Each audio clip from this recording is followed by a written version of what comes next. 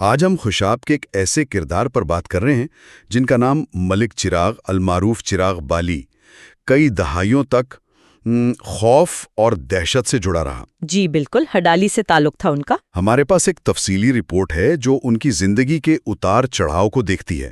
تو آئیے ذرا سمجھنے کی کوشش کریں کہ ایک عام پس منظر سے، بلکہ حافظ قرآن ہونے کے باوجود کوئی شخص جرائم کی دنیا میں اتنا بڑا نام کیسے بن گیا؟ جی یہ واقعی ایک دلچسپ سوال ہے۔ ان کی پیدائش 1928 کی ہے ہڈالی میں۔ اور حافظ قرآن ہونے کے ساتھ ساتھ سنائے مڈل تک پڑھے بھی تھے؟ جی ہاں، تعلیم یافتہ تھے، مگر کہتے ہیں طبیعت میں اکھڑپن اور ضد شروع سے تھی۔ اچھا، والد اور بھائی کا بھی ذکر ہے، وہ انگریز وائسرائے کے باڈی گارڈ دستے میں تھے۔ جی، اور والد نے انہیں بھی کولکتہ لے جا کر بھرتی کروا دیا تھا وائسرائے کے گارڈز میں۔ تو مطلب ایک طرح سے مستقبل تو محفوظ نظر آ رہا تھا۔ پھر کیا ہوا؟ اصل موڑ آیا 1946 میں۔ خاندانی دشمنی چل رہی تھی پہلے سے۔ ہاں، یہ تو اکثر علاقوں میں ہوتا ہے۔ جی، لیکن بات تب بگڑی جب مخالفین نے رپورٹس کے مطابق چراغ بالی کی بھابھی کو اغوا کر لیا۔ اوہ، یہ تو بہت سنگین بات ہو گئی۔ بالکل، اور پھر انتقام کی آگ بھڑکی۔ وہ کلکتہ سے بھاگ کر سیدھا گاؤں پہنچے اور پھر؟ اپنے ساتھیوں کے ساتھ مل کر مخالف گروپ کے 3 بندے، مدد خان بالی، صادق بالی اور محمد بالی، ان کو قتل کر دیا۔ تو یہیں سے مطلب باقاعدہ جرائم کی دنیا میں قدم رکھ دیا؟ جی، یہیں سے آغاز ہوا۔ یہ صرف ذاتی انتقام نہیں تھا، یہ ایک طرح سے اعلان تھا کہ اب وہ چپ نہیں بیٹھیں گے۔ اور پھر اس نے اپنا راستہ بنا لیا، گینگ بنایا ہے نا؟ جی، اپنا گینگ بنایا، مخالفین سے بدلے لینا شروع کیے، اور پھر ظاہر ہے مالی ضروریات بھی تھیں تو ڈکیتی اور راہزنی کا راستہ اپنایا۔ اور دیکھتے ہی دیکھتے پنجاب بھر میں، خاص طور پر سرگودا میں، ان کا نام ایک دہشت کی علامت بن گیا۔ بالکل، 1956 تک تو پولیس نے باقاعدہ انہیں خطرناک اشتہاری قرار دے دیا تھا۔ اسی دوران وہ دوسری شادی والا واقعہ بھی ہوا؟ جی، ایک مقتول مخالف کی بیوہ کو اغوا کیا اور ان سے شادی کر لی، جس سے ان کا بیٹا ظفر بالی پیدا ہوا۔ لیکن آپ نے پہلے ذکر کیا کہ کہانی میں کچھ اور پہلو بھی ہیں۔ ہاں، یہ ایک دلچسپ تضاد ہے۔ ایک طرف تو یہ سنگین جرائم، قتل، اغوا، ڈکیتی، جی، اور دوسری طرف کچھ روایات یا مقامی کہانیاں انہیں غریب پرور کے طور پر بھی پیش کرتی ہیں۔ یعنی رابن ہوڈ جیسا کوئی کردار؟ کچھ ویسا ہی، کہ لوٹی ہوئی دولت غریبوں میں بانٹنا، کمزور کا ساتھ دینا۔ یہ بھی کہا جاتا ہے کہ کبھی کسی غریب کے گھر ڈاکہ نہیں ڈالا۔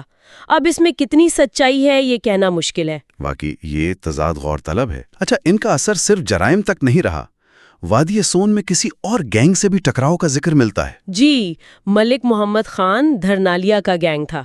ان سے ٹکراؤ ہوتے ہوتے رہ گیا۔ کیسے؟ ہوا یہ کہ علاقے کے جو بڑے وڈیرے تھے، نواب آف کالا باغ، نواب زادہ ٹوانا، وہ ان دونوں کو استعمال کرنا چاہتے تھے اپنی پراکسی جنگ کے لیے۔ اچھا، مطلب اپنی لڑائیاں ان کے ذریعے لڑوانا چاہتے تھے۔ بالکل، لیکن جب چراغ بالی اور دھرنالیا کو اس بات کا اندازہ ہوا تو انہوں نے آپس میں لڑنے کی بجائے اتحاد کر لیا۔ یہ تو بڑی سمارٹ موو تھی۔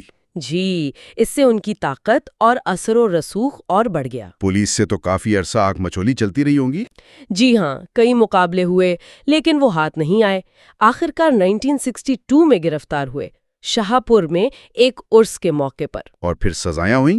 عمر قید ہوئی، کئی مقدمات تھے، جائیداد بھی ضبط ہوئی، لیکن اکثر مقدمات میں گواہ خوف کی وجہ سے منحرف ہو جاتے ہوں گے۔ جی بالکل، وہ پھر تقریباً 10 سال مختلف جیلوں میں رہے، میاوالی، ماچ، ساہیوال۔ اور سنا ہے جیلوں میں بھی ان کا اپنا ہی راج چلتا تھا۔ جی، کہانیاں تو یہی ہیں، خاص طور پر میاوالی جیل کی۔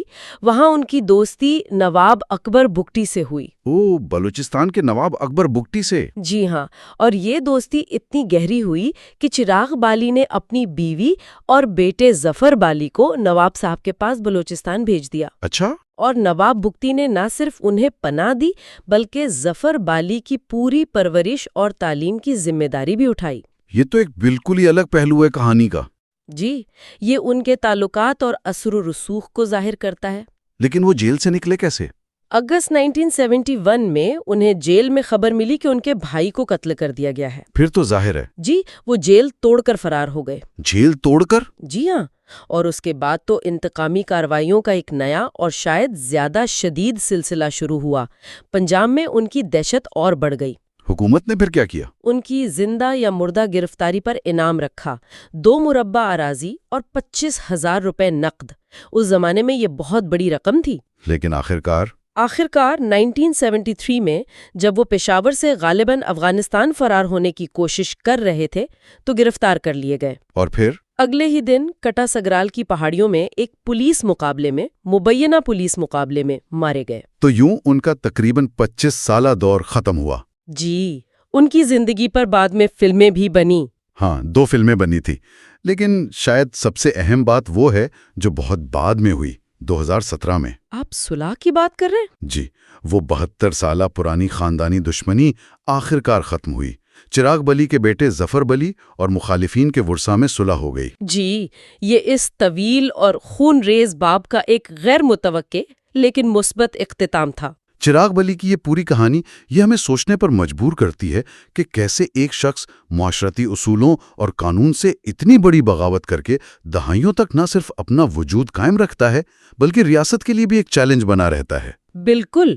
کیا یہ صرف اس فرد کے اپنے ارادے، اس کی شخصیت اور حالات کا نتیجہ تھا؟ یا پھر اس میں ہمارے وسیع سماجی ڈھانچے، انصاف کے نظام کی کمزوریاں، انتظامی خامیاں، ان سب کا بھی کوئی عکس نظر آتا ہے؟